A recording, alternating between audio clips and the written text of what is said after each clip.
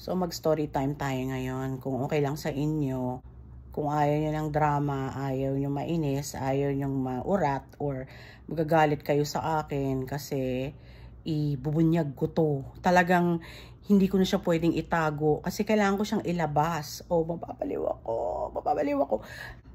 Baka lagay ko rin to sa vlog ko, no? Lagay ko rin kaya sa vlog ko para may content tayo. Hey guys, welcome back to my channel. It's Mama Sandy. Today is April 25th. And I have a new vlog, and it's more like, I think it's not my normal vlog. Hindi na ako magpapatumpik-tumpik pa. I have to speak in Filipino so people can understand. Just in case you don't know, I'm single, but I'm not saying I'm available.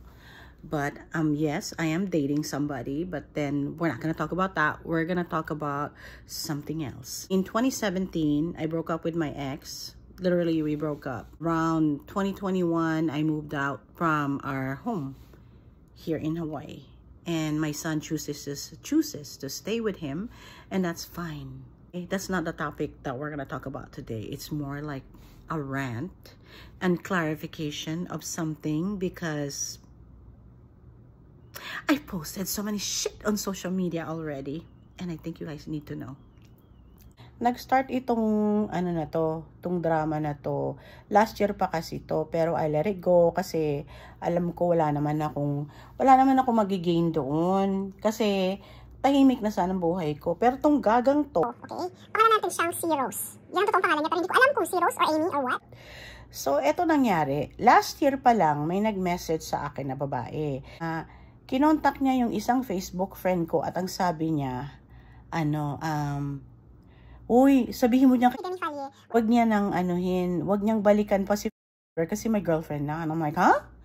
Bakit yung friend ko na nasa Pilipinas kinontak ng babae? Come to find out, yung babae na yon na nag-contact doon sa friend ko, hindi ko lang na ini-name, no, is the same as itong girlfriend din ng ex-boyfriend ko ngayon. Sorry nga pala, medyo magulo kasi. Tahimik na yung buhay ko, okay? Nakikita niyo yung post ko, masayahin ako.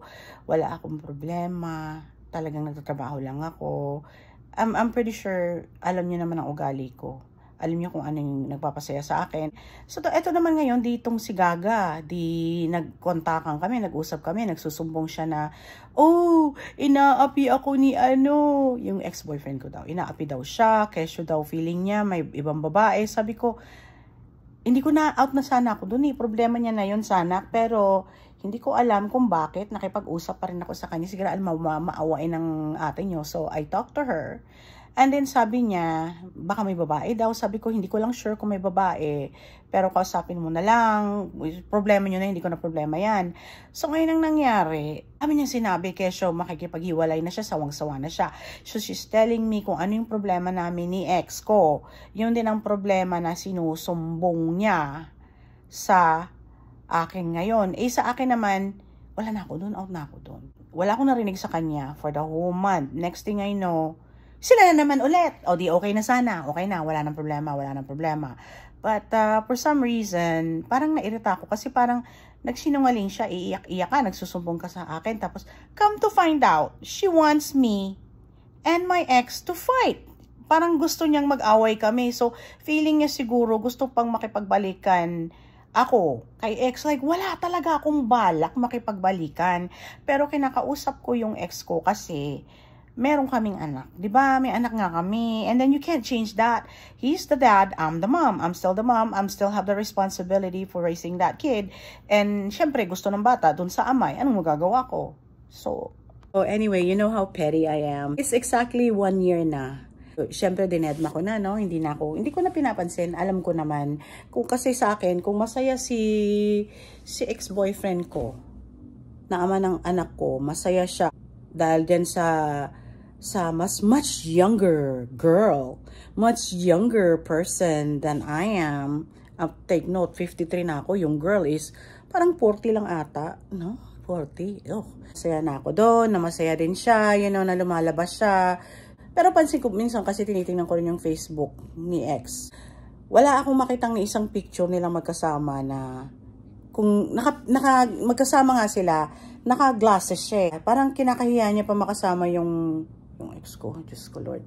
Di 1 year later, tahimik. All of the sudden, may pumanaw sa pamilya ni ex. Aba, di syempre tuntua siya kasi kasama niya yung mga kamag-anak. Hindi ako invited, okay lang. Okay lang yun, that's fine with me. Ito naman tong si babae, ang ginawa niya, nung magkasama sila ni ex, ni voice record yung conversation nila ni ex, magkasama sila. Oh, babe, babe, like ano, babe, babe. Oh my God, ang sakit sa tenga ng kanyang accent. Diyos ko, Lord. Matigas ang English mo, besh. Pero okay lang yon kasi matigaman na ako ng English, kaya hindi man ko Amerikana nga speaking dollar, diba? Pero para na lang out of respect, para maintindihan mo. Wala akong pakialam.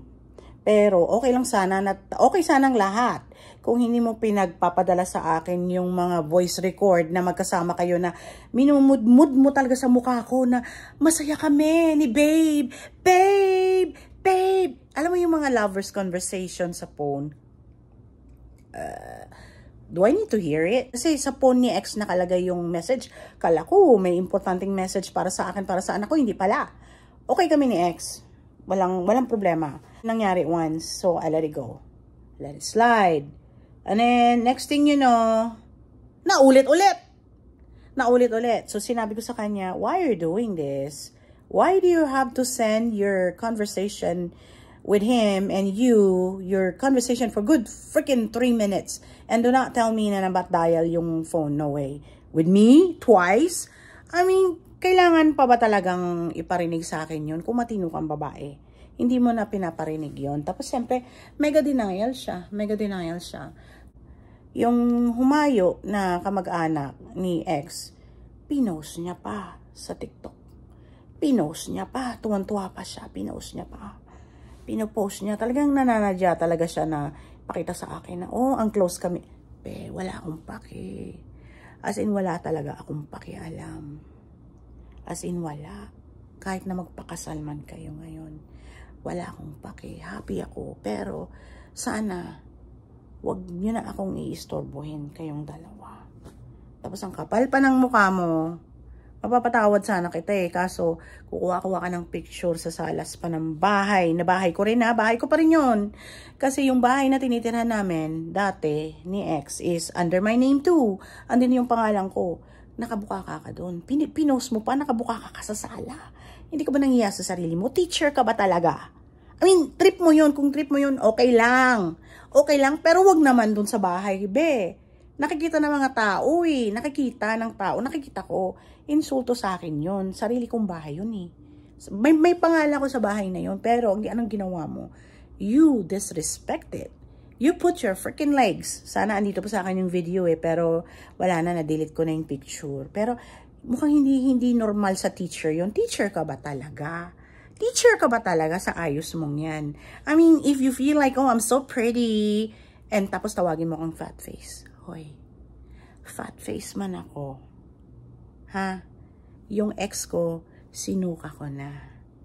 Hindi ko na siya, kaysa yung sayo na yan, hindi ka ba nandidiri sa sarili mo, yung sinuka ko, ay, kinain mo. Anyway, guys, I hope you guys will have a great day. Yun lang. You know, don't be petty with me. Pag pupunta ka sa bahay namin, malalaman ko rin. Hanggang gate ka lang. Hindi ko pwedeng pumasok. Yun lang. Bye!